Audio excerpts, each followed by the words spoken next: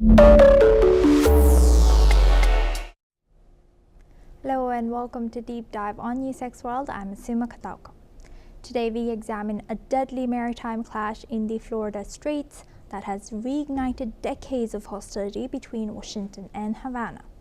4 Cuban exiles are dead and 6 others are in custody after a high-speed firefight with the Cuban Coast Guard. The question now is, does this maritime escalation signal a systematic shift in the region or a deepening humanitarian crisis? The clash occurred on Wednesday, February 25th, approximately 1 mile northeast of Cayo Falcons, off of the coast of Villa Clara province. Cuban authorities have reported that a Florida-registered speedboat infiltrated territorial waters, initiating a shootout that has left 1 Cuban officer injured. On board the vessel, officials recovered assault rifles, handguns, homemade explosives, and night vision gear. Let's now understand the response from Washington. Secretary of State Marco Rubio has stated that the U.S. is seeking independent verification of the facts, noting that it is highly unusual to see such shootouts in an open sea.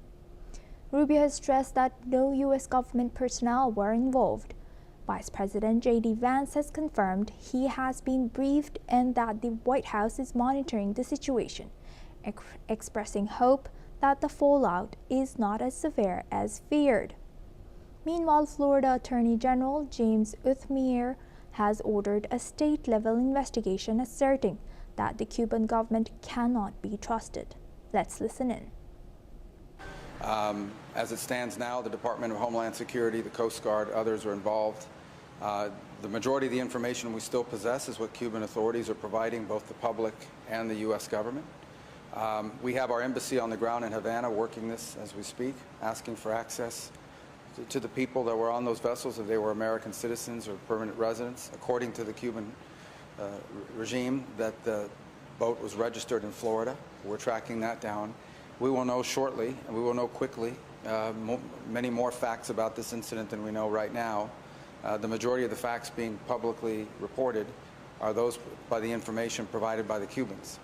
We will verify that independently, and as we gather more information, then we'll be prepared to respond accordingly. So on the second thing, actually, Marco briefed me about 15 minutes ago on it, but we don't know a whole lot of details, and so I'll defer to the White House to provide more updates as we get them. Certainly, a situation that we're monitoring. Hopefully, it's not as bad as we fear it could be, but can't say more because I just don't know more.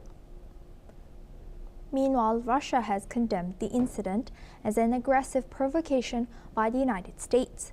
Russian officials argue that the confrontation is aimed at escalating tensions and provoking a conflict. This comes amid ongoing regional instability and heightened U.S. pressure on Cuba.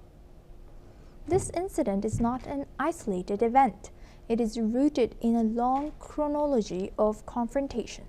The timing of this clash is striking, occurring almost exactly 30 years to the day since the 1996 Brothers to the Rescue incident, the tragic shoot-down of 2 exile planes by the Cuban Air Force.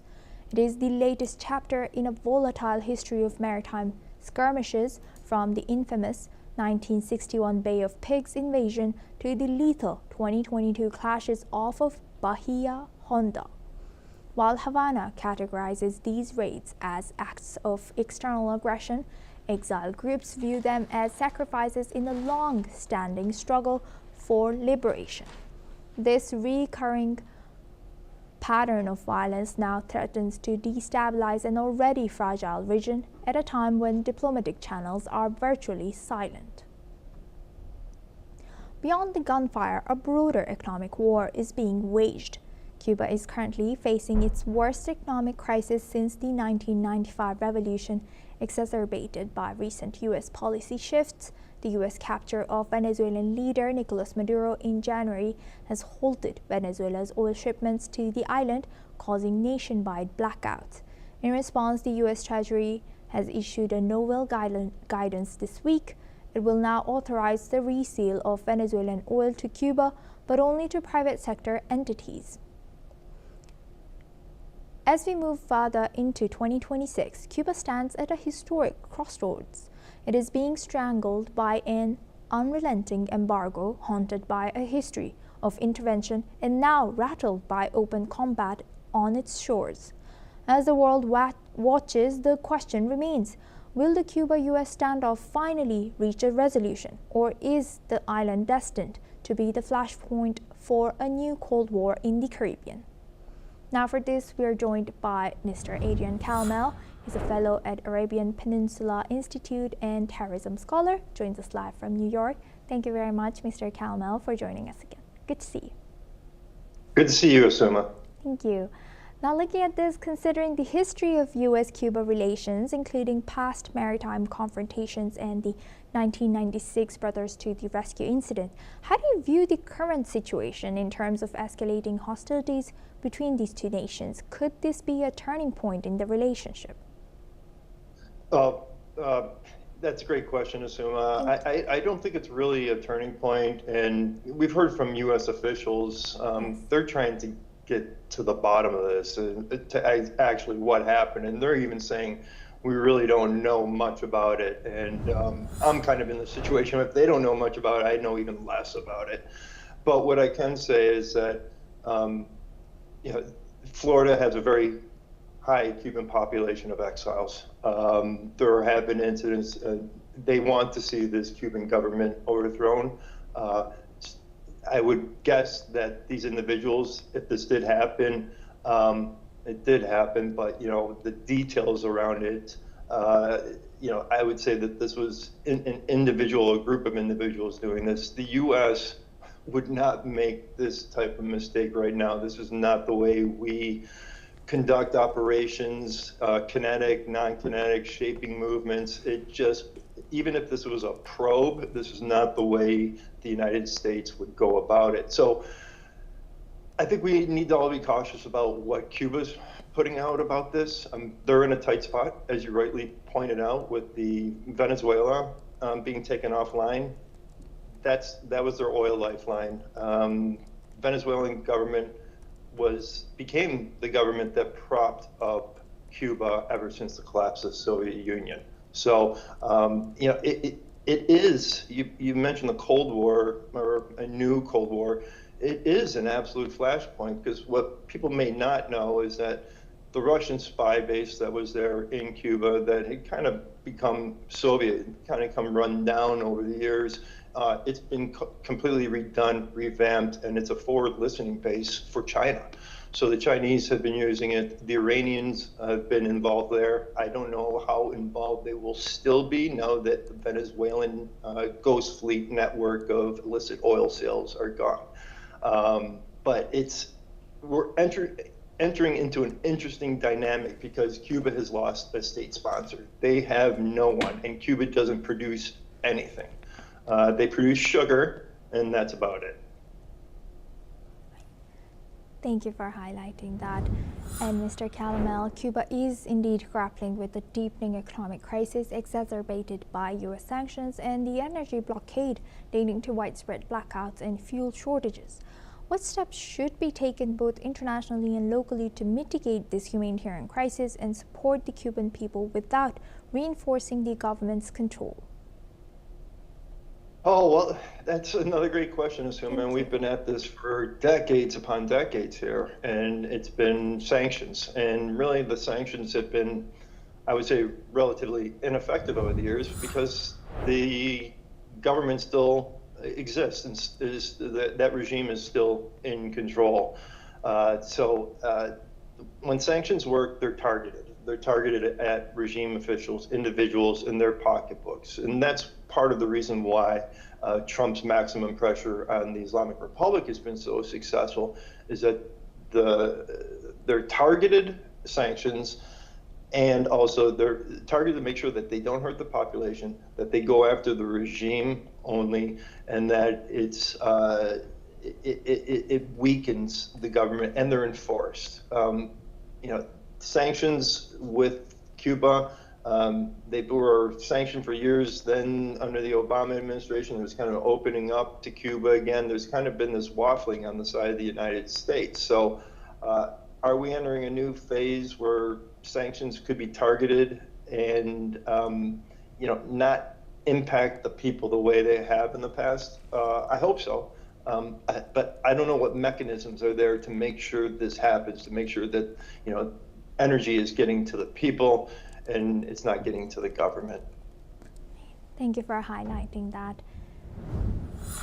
And as you rightfully mentioned that U.S. needs to be cautious about this, but the U.S. has authorized the sale of Venezuelan oil to Cuba, but only to private sector entities. How significant is this policy shift, and what long-term effects could it have on Cuba's economy, particularly in terms of moving towards a more private sector-driven model, if at all? Well, I think this is the right move.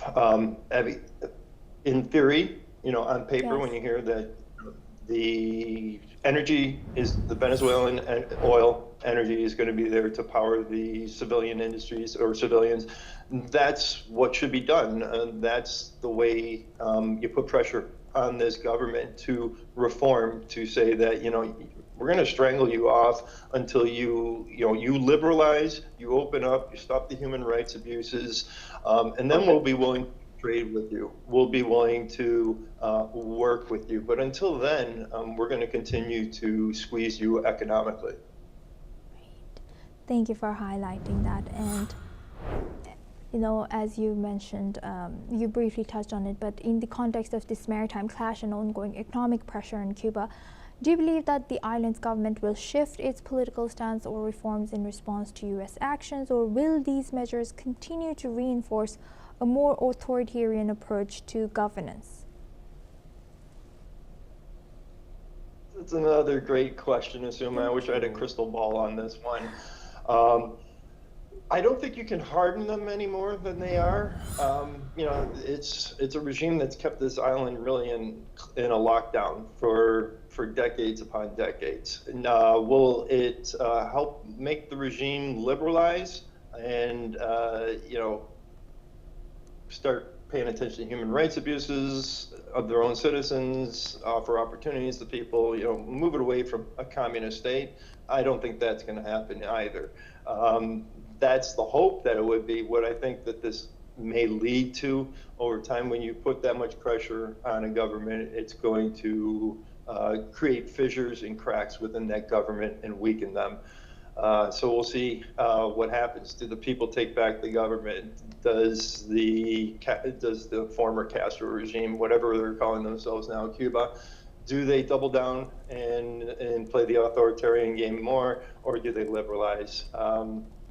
I can't see them liberalizing. It's just not in their DNA. And building on your earlier answers, as sanctions should be used in a more balanced way and not just pressuring the government, given that both countries have now been through decades of tension, with Cuba framing U.S. actions as external aggression and exile groups viewing these incidents as sacrifices for liberation, what role do you see for diplomatic dialogue or conflict resolution in the future? Are there any realistic avenue for reconciliation between Cuba and the U.S. in the current geopolitical climate?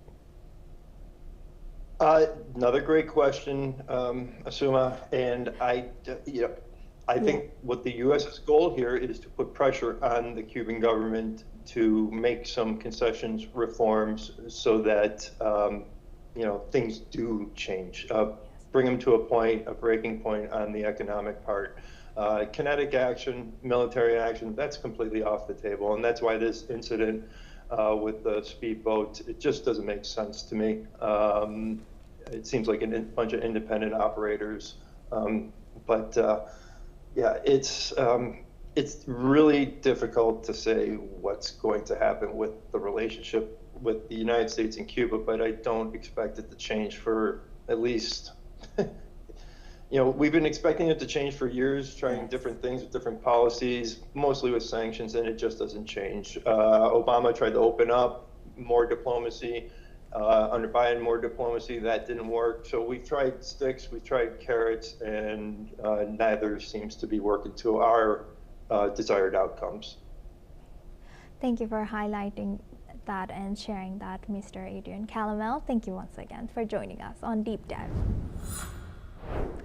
That was all for this episode of Deep Dive. Stay tuned for more.